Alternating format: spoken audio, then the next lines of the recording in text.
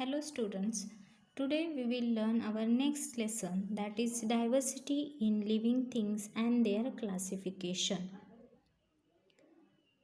One question they have asked us, in which sphere of the earth do living things exist? Answer is, in a biosphere on the earth we see the living things that exist, means in air, in water, or and on land also we see the living organism. The geographical conditions at different places on the earth are very different. We find that living things exist in all these diverse conditions.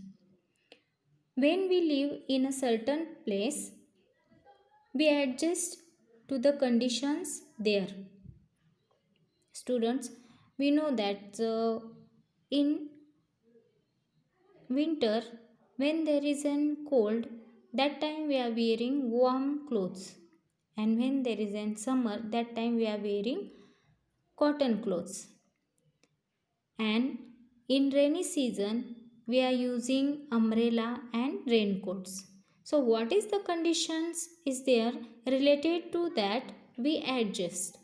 So various types of living things have survived because of their ability to adjust themselves to the conditions in their surroundings. Can you tell, are the plants and animals that you have seen all alike? No. So we can see the different plants or different animals in our surrounding. So there is a diversity in the plants and animals. Next point that we have to learn, that is diversity in plants.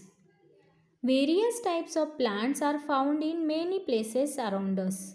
Some plants like grass are short, while others are tall and have a canopy. Some plants grow underwater while some others float on water. We find that some plants grow even in deserts. Moreover, we find that there is a lot of variety in the same type of plants. For example, there are different varieties of rice or wheat, different types of roses, and mangoes are different flavors. Some plants grow even without stems, leaves, or roots. These are very different from ordinary plants. Let us study this diversity among plants. Students, diversity means differentiation in the plants. All plants are not alike. We can see there is a different related to their height as well as related to their surrounding, their habitats are there. Some plants grow underwater while others float on water.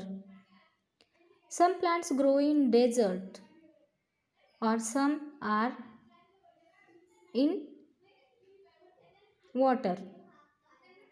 So like that, lot of variety in the plants we can see. Plants make their own food in sunlight. So in earlier lesson we have learned about the photosynthesis. So plants make their own food. Such plants are called autotrophic plants. For example, the hibiscus, pomegranate, periwinkle, etc. Some plants like funguses, loranthus, dodder use other plants for food and are said to be heterotrophic. Plants like the pitcher plants even consume insect. They are insectivorous. Related to their food, plants have different types. Here we have given the three types, that is autotrophics, heterotrophics and insectivorous. Autotrophic plants, they are making their own food using sunlight. Then the heterotrophic plants, they depend on other plants for their foods. And the insectivorous, some plants need more nitrogen and that's why they are depend on insect. They eat the insect and that is why they are called the insectivorous.